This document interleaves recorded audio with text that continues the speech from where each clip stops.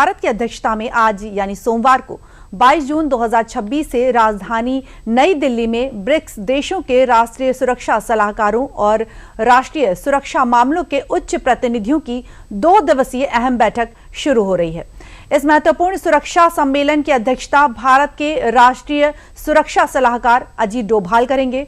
बैठक में ब्रिक्स सदस्य देशों के शीर्ष सुरक्षा अधिकारी हिस्सा भी लेंगे और दुनिया के सामने उभर रही गैर पारंपरिक सुरक्षा चुनौतियों पर व्यापक मंथन भी किया जाएगा।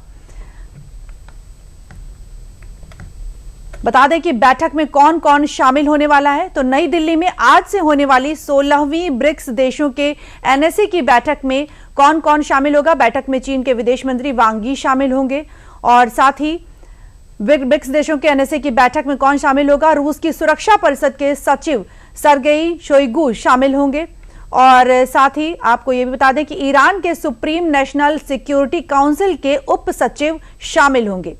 भारत की बात करें, ब्राजील की बात करें, चीन, रूस, दक्षिण अफ्रीका सहित ब्रिक्स के 11 सदस्य देशों के सुरक्षा प्रमुख इस बैठक में भाग लेने वाले हैं। यहां पर यह बताना आपके लिए बेहद जरूरी है कि चौथी बार है जब भारत ब्रिक्स की अध्यक्षता कर रहा है। जी हां, इस वर्ष भारत की अध्यक्षता का विषय जो है वो भी आपको बता दें।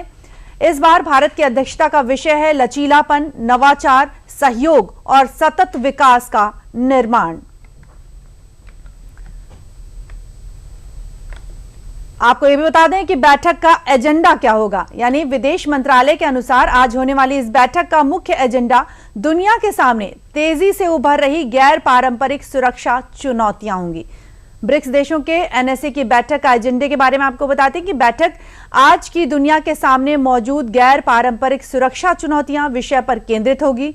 सम्मेलन में राष्ट्रीय सुरक्षा के बदलते स्वरूप पर चर्चा के आसार, साथ ही नई और अत्याधुनिक तकनीकों से उत्पन्न हो रहे खतरों पर चर्चा संभव है। और साइबर सुरक्षा की बात करें, सूचना एवं संचार प्रौद्योगिकी के सुरक्षित उपयोग की समीक्षा की उम्मीद भी इस बैठक में जताई जा सकती है। डिजिटल क्षेत्र में बढ़ते हुए जोखिमों पर विस्तार से चर्चा होने की उम्मीद है और इसके साथ ही जो भारत और चीन की जो चर्चा है वो भी इस बैठक में संभव हो सकती है। यानी कि आज से नई दिल्ली में होने वाली इस बैठक की खास बात यह है कि भारत और चीन के बीच जो जारी सीमा गतिरोध है उसको लेकर भी जो ये बैठक है इसमें चर्चा हो सकती है। जहां भारत सीमा विवाद पर सख्त रुख अपनाते हुए डैपसोंग और डेमचोक से चीनी सैनिकों की वापसी का एक मुद्दा जो है वो भी उठाया जा सकता है, क्योंकि चीन के विदेश मंत्री ऐसे समय में भारत आ रहे हैं जब पूर्वी लद्दाख में वास्तविक नियंत्रण रेखा पर लंबे समय से जो तनाव की स्थिति है वो बनी हुई है।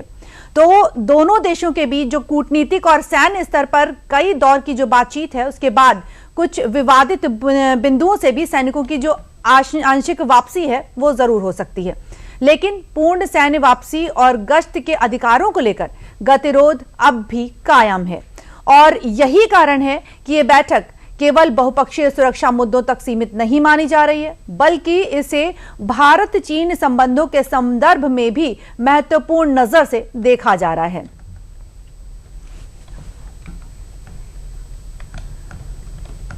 और अधिक जानकारी ले लेते हैं, हमारे साथ जुड़े हैं रुद्र प्रताप दुबे जी। रुद्र जी, स्वागत है आपका। रुद्र जी, बताएं कि ब्रिक्स देशों के राष्ट्रीय सुरक्षा सलाहकारों की ये 16वीं बैठक है।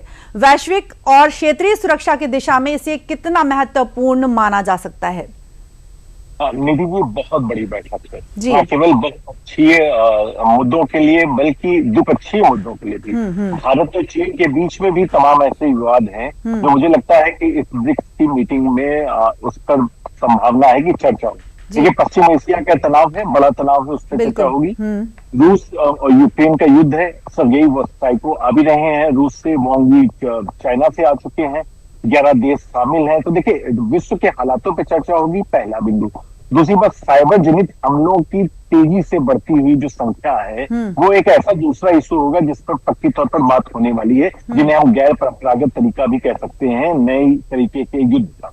और तीसरी सबसे जरूरी बात है निधि जी कि भारत और चीन के मध्य में जो सीमा विवाद चल रहा है, खासकर डैमचोक को लेकर जो स्थितियां बनी हुई हैं, पूरी लद्दाख की बॉर्डर को लेकर जो स्थितियां बनी हुई हैं, और तमाम बीच में ऐसी बातें कि जो संवाद के रास्ते खोल चुकी हैं, मुझे लगता है उस पर भी एक चर्चा होगी। तो अगर आप देखें तो न केवल सितंबर अक्टूबर में होने वाली बड़ी ब्रिक्स की मीटिंग की तैयारी है, बल्कि भारत की अध्यक्षता में इस पर भी बात होगी कि जो विश्व की समस्याएं हैं उनमें संतुलन कैसे बनाया जा सके या उनके समाधान की तरफ से कैसे हम रास्ता निकाल सकते हैं। जी, जैसा कि अभी आपने कहा कि बैठक का जो मुख्य फोकस है वो गैर पारंपरिक सुरक्षा चुनौतियों पर है। ऐसे में हम साइबर सुरक्षा की बात कर लें, आतंकवाद की बात कर लें, एआई की बात कर लें, तो जो ये बैठक हो रही है इसमें क्या जो सभी सदस्य देश हैं इन पर सहमति बनने के आसार नजर आ रहे हैं?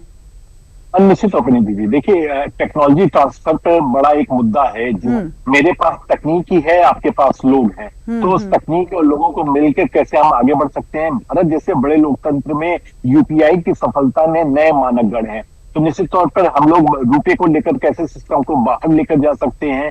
तीसरी सबसे जरूरी बात कि नवाचारों को लेकर जो चीजें बदल रही हैं, एआई का जिस तरीके से प्रयोग हो रहा है, सेमीकंडक्टर में जिस तरीके की क्रांति आ रही है, रेयर अर्थ मेटल्स को लेकर चाइना जिस तरीके से लिथियम बैटरी को लेकर बेहतर कर रहा है, उसमें इन दोनों देश कैसे करीब आ सकते हैं, कैसे हम लोग मैन ट्रांसफर के द्वारा, टेक्नोलॉजी ट्रांसफर के द्वारा ब्लू इकोनॉमी और ग्रीन एनर्जी को आगे लेकर जा सकते हैं। मुझे लगता है इस पे एक बड़ी बहस भी होगी, बड़ी चर्चा भी होगी, और निश्चित तौर पे मानिए कि इस बार की चर्चा आपको समाधान के साथ या नई रास्तों को निकालते हुए भी दिखाई पड़ेगी। जी, यहाँ पर एक मुख्य बिंदु ये भी है कि चीन को, अगर हम चीन की बात करें तो इस बैठक को रणनीतिक रूप से कितना अहम माना जा रहा है, जहां एक भारत जो चीन और संबंध है उसकी दिशा आगे तय की जा सकती है इस बैठक के बाद।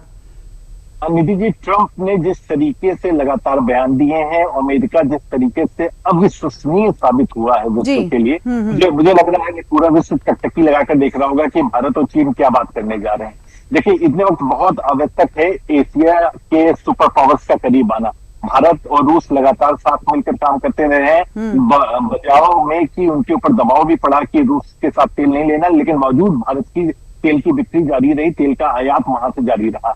अब जब चाइना करीब आ रहा है, सीमा विवाद के हल होने की संभावनाएं बढ़ रही हैं, और वो स्थितियां निकलने की संभावनाएं बढ़ रही हैं जहां पर भारत और चीन साथ मिलकर काम कर सके। तो मुझे लगता है कि ये एशिया के लिए नहीं बल्कि यूरोप भी इस पर बड़ी टकटकी नजर लगा के देख रहा होगा कि आखिर आज ब्रिक्स से आने क्या वाला। जी, बहुत बहुत धन्यवाद रुद्र जी, हमसे जुड़ने के लिए और तमाम जानकारी शेयर करने के लिए बहुत बहुत धन्यवाद।